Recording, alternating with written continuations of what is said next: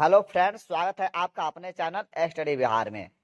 तो मेरे प्रिय छात्रगण, आप लोग कैसे हैं? मैं आशा और विश्वास करता हूं कि आप लोग स्वस्थ होंगे और मस्त होंगे। और मैं ईश्वर से कामना भी करता हूं कि आप लोग को ईश्वर सदा खुशी रखें और स्वस्थ रखें। तो मेरे प्रिय छात्रगण, आज की इस वीडियो में हम लोग कक्षा 10वीं के हिंदी काव्य खंड अध्याय 6 जनतंत्र का जन्म चैप्टर का पूर्ण विश्लेषण करेंगे। इन चैप्टर से किस प्रकार से ऑब्जेक्टिव और सब्जेक्टिव मैट्रिक बिहार बोर्ड में पूछे जाएंगे, उन सभी क्वेश्चनों को मैं बारी बारी से विश्लेषण करूंगा। इसलिए वीडियो को बिना स्किप किए अंत तक देखिएगा ताकि आप मैट्रिक परीक्षा में अच्छा से अच्छा मार्क्स ला सकें। तो मेरे प्रिय छात्रगण, अगर आप चैनल पे नए हैं और चैनल को अभी तक सब्सक्राइब नहीं किया है तो चैनल को सब्सक्राइब कर बेल आइकन इम्प्रेस कर दें ताकि मैं कोई भी वीडियो डालूं तो उसका नोटिफिकेशन आपके पास चला जाए। तो चलिए वीडियो को शुरू करते हैं। तो आपसे क्वेश्चन पूछा जाएगा कि जनतंत्र का जन्म कविता शीर्षक जो है इसके लेखक कौन है। क्या पूछा जाएगा आपसे क्वेश्चन कि जनतंत्र का जन्म शीर्षक कविता के लेखक कौन है, तो क्या बताइएगा? रामधारी सिंह दिनकर। आपसे क्वेश्चन पूछा जाएगा रामधारी सिंह दिनकर का जन्म कब हुआ था, तो 23 सितंबर 1908 ईस्वी में हुआ था। उसके बाद आपसे क्वेश्चन पूछा जाएगा कि जन्म स्थान के बारे में पूछा जाएगा कि रामधारी सिंह दिनकर का जन्म कहाँ हुआ था, तो सिमरिया बेगूसराय बिहार में मतलब उनका जन्म हुआ था। किनका जन्म? रामधारी सिंह दिनकर का जन्म कहाँ हुआ था, तो सिमरिया बेगूसराय बिहार में हुआ था। उसके बाद आपसे क्वेश्चन पूछा जाएगा कि रामधारी सिंह दिनकर का निधन कब हुआ था, तो 24 अप्रैल 1974 में। और इनके माता का नाम, रामधारी सिंह दिनकर के माता का नाम क्या था, तो मनरूप देवी। और पिता के बारे में पूछा जाएगा कि रामधारी सिंह दिनकर के पिता कौन थे, चाहे पिता का नाम क्या था, तो रवि सिंह। उसके बाद पूछा जाएगा रामधारी सिंह दिनकर की प्रारंभिक शिक्षा जो है कहाँ से प्राप्त किए थे, तो गांव में से।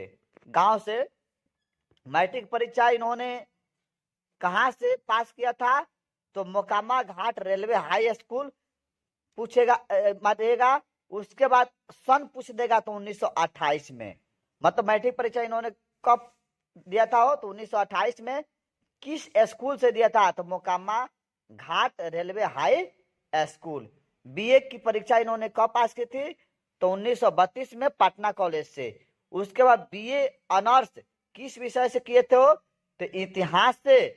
कब किए थे, तो 1932 ईस्वी में पटना कॉलेज से किए थे। उसके बाद आपसे क्वेश्चन पूछा जाएगा, इस चैप्टर में आपसे बताया पूछा गया है कि सियासन खाली किसके लिए करने के लिए, कवि जो है सियासन किसके लिए खाली करने को कहता है, तो जनता के लिए। दिनकर कवि के साथ क्या थे, गद्यकार भी थे। मतलब दिनकर जो थे कविता लिखने के साथ गद्य भी लिखने के काम करते थे, इसलिए उनको गद्यकार भी कहा जाता है।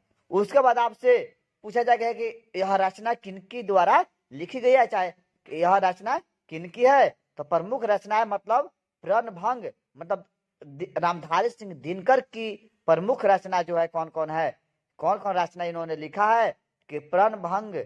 उसके बाद कुरुक्षेत्र, नील कुसुम, रसवंती, उर्वशी, परशुराम की प्रतीक्षा और रश्मि रथी आदि जो है रचनाएं जो है रामधारी सिंह दिनकर के द्वारा लिखी गई है।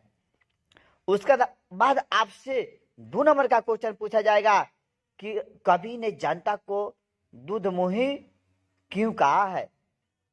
तो कवि जो है सियासत पर आरूढ़ जो है रहने वाले, मतलब सियासत पर कब्जा करने वाले राजनेताओं की दृष्टि में यहाँ की जनता फूल की तरह है। मतलब कवि मानते हैं कि सियासत पर, मतलब देश की ना सिंहासन पर आरूढ़ रहने वाले, मतलब सत्ता पर बैठने वाले राजनेताओं की दृष्टि में जो है यहाँ की जनता जो है एक फूल की तरह है, दूधमुखी बच्ची की तरह अबोध है। मतलब जिस प्रकार दूध पीती हुई बच्ची नहीं बोल पाती है ना, केवल रोती है, उसी तरह आज की जनता जो है ना अमुक है, नहीं बोल सकती है ना।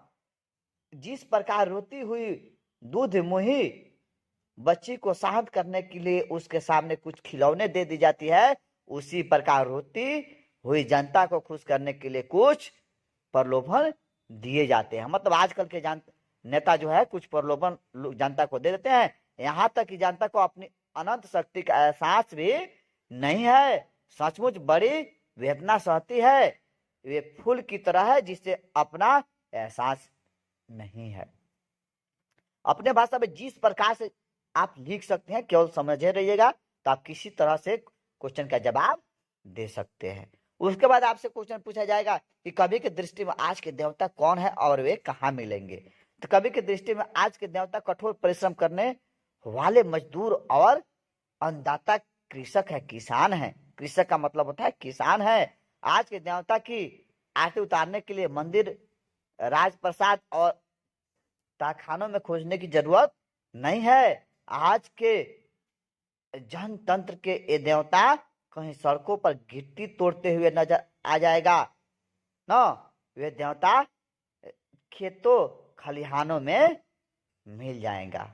मतलब आज के देवता जो है ना सड़कों के किनारे गिट्टी तोड़ते हुए और खेत खलिहानों में ना मिलेंगे, कवि का भाव है। उसके बाद आपसे क्वेश्चन पूछा जाएगा कि कवि जनता के स्वप्न का किस तरह चित्र खींचता है। तो कवि दिनकर राष्ट्रवादी, मतलब राष्ट्रवादी कवि कुछ भी लिखिएगा। दिनकर ने जनतंत्र का जन्म कविता में जनता के स्वप्न का यथार्थ चित्र खींचा है। सदियों से गुलामी के अंधकार युग में रहने वाली जनता आज स्वतंत्रता के प्रकाश से युग में जा रही है। आज अंधकार युग का अंत हो चुका है। वर्षों से स्वप्न को संयोजे रखने वाले, मतलब सपना को सजा कर रखने वाली जनता निर्भर होकर नए युग में प्रवेश कर रही है। विराट जनतंत्र का उदय हुआ है और जनता जनतंत्र के उदय पर जय घोष कर रही है। उसके बाद आपसे क्वेश्चन पूछा जाएगा कि दिनकर की दृष्टि में रथ का घरघर नाद क्या है, स्पष्ट कर जनता का। तो उत्तर क्या बोलिएगा, जनतंत्र का जन्म पाठ में कवि ने रथ का घरघर नाद जो है, नाद का अर्थ समय चक्र का परिवर्तन बताया। मतलब रथ का घरघर नाद की तुलना जो है समय परिवर्तन में या समय के बदलाव से कवि ने किया है। समय परिवर्तनशील है, उसके परिवर्तन अथवा बदलाव को समझना ही रथ के घरघर नाद का सुनना है। आज जनतंत्र का जन्म हो रहा है, राजतंत्र समय के भूडोल में नष्ट हो रहा है, जनता की ताकत प्रकट हो रही है। यह समय चक्र का परिवर्तन है। इस समय कवि रामधारी सिंह दिनकर समय के रथ के घरघर नाद आवाज के रूप में सुन रहे हैं। उसके बाद आपसे क्वेश्चन पूछा जाएगा कि देवता मिलेंगे खेतों में खलिहानों में पंक्ति के माध्यम से कवि किस देवता की बात करते हैं और क्यों।